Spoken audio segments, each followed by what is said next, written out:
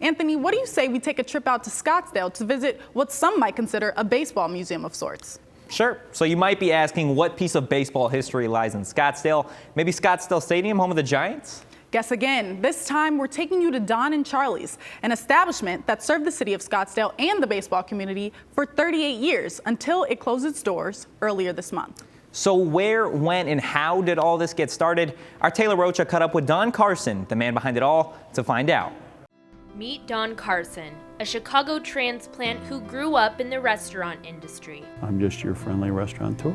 He's doing what he's done every day for the past 38 years, making sure his restaurant will run at full tilt tonight. The percentage of people that I meet that I wouldn't want to have Thanksgiving with is very little. But tonight, it's the Last Supper. Don opened his restaurant in 1981. He took over a nondescript building in the heart of Scottsdale and saw great opportunity with spring training in town. Scottsdale, little sleepy Scottsdale in Phoenix, got tremendously busy. I knew there was something that we could build on. In the restaurant's early days, these tables weren't full every night. I was so broke I couldn't pay attention. Until one night when baseball writer Roger Angell, National League President Chub Feeney, and manager Bill Rigney came in for dinner with their wives. And that night I get emotional, but that night I knew we were going to make it.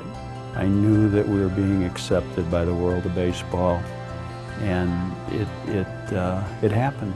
That night, these walls were bare. It was simply the food and the friendly atmosphere that kept baseball's inner circle coming back for more. Over the years, the restaurant walls came alive with tokens of gratitude of Don's hospitality. I don't buy anything. I don't think stuff is good without a story.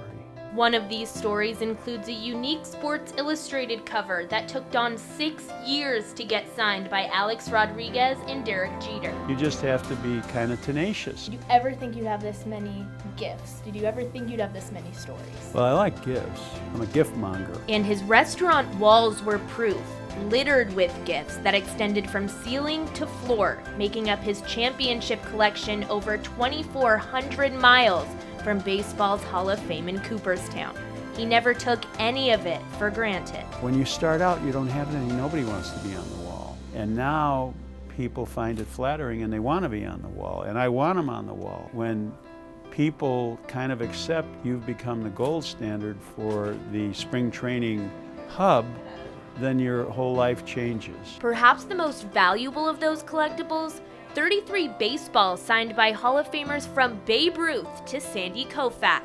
The case that once housed those baseballs sat empty in the restaurant's final weeks, as Don's prized possessions were stolen leading up to the final month of business.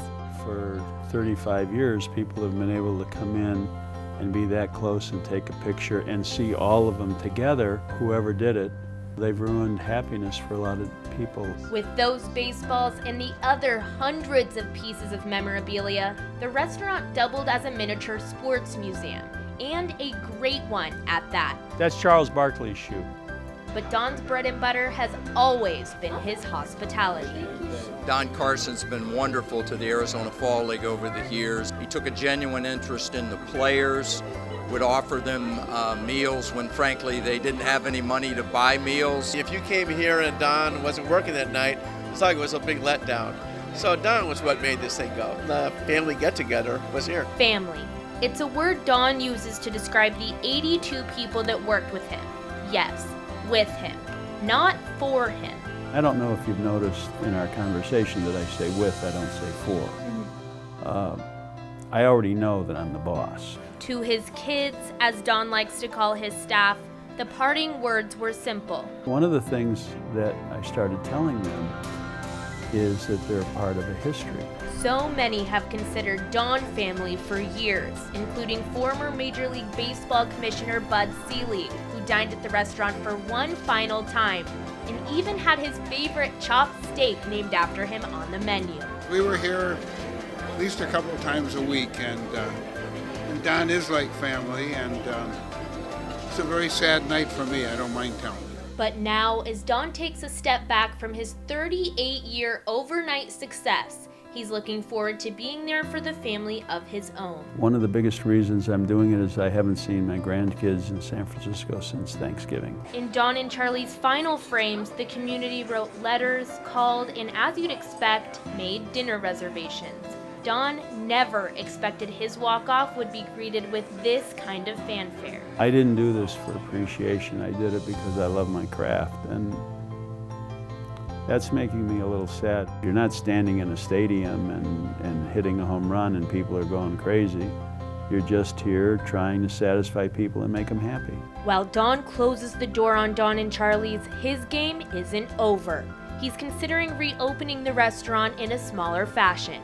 In Scottsdale, Taylor Rocha, Cronkite Sports Report.